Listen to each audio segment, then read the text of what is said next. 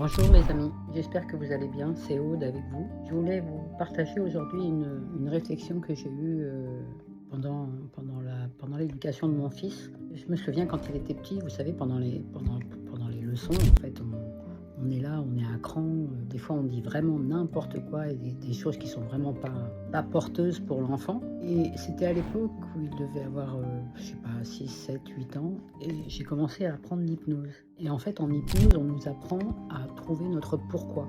Et on pousse ce pourquoi, jusqu'à trouver le pourquoi qui pourrait déplacer des montagnes.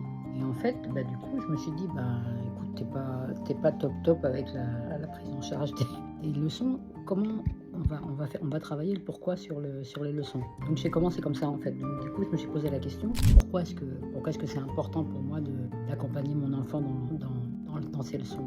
Parce que je voudrais qu'il ait un bon job, je voudrais qu'il réussisse. Et pourquoi tu voudrais qu'il réussisse?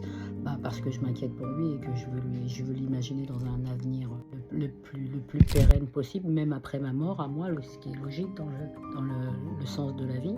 Et ensuite, ok, mais pourquoi tu veux un bon boulot? Et donc du coup, au fur et à mesure des pourquoi, comme ça, pousser les pourquoi après chaque réponse, jusqu'à aller jusqu'au pourquoi derrière lequel il n'y a plus rien. Et en fait, moi, mon pourquoi derrière lequel il n'y avait plus rien, c'est qu'au final, parce que je l'aimais, mon fils, en fait. Bon, après avoir fait l'exercice, on revient aux leçons.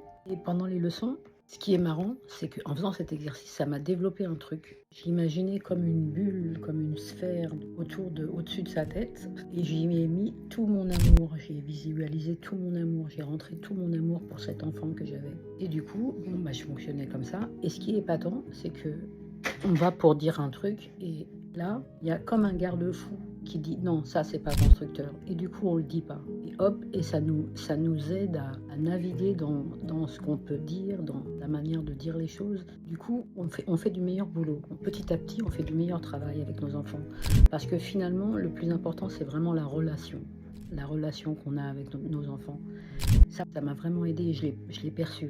Il y avait un petit garde-fou qui disait ah bah non, ça c'est idiot, c'est contre-productif, ne le dis pas. Donc du coup, je cherchais l'autre mot. Et au final, j'ai vraiment gagné j'ai bonifié la relation que j'avais avec mon fils. Et j'avais l'impression que je l'élevais plutôt que de le rabaisser. Parce qu'en fait, on nous apprend pas ça. Nous, on refait ce qu'on nous a appris et on travaille souvent à partir de la peur, parce qu'on a peur pour lui, parce qu'on a peur pour eux, alors qu'en fait, il faut vraiment revenir à la base. Et tout change à partir du moment où on parle de l'amour qu'on a pour nos enfants.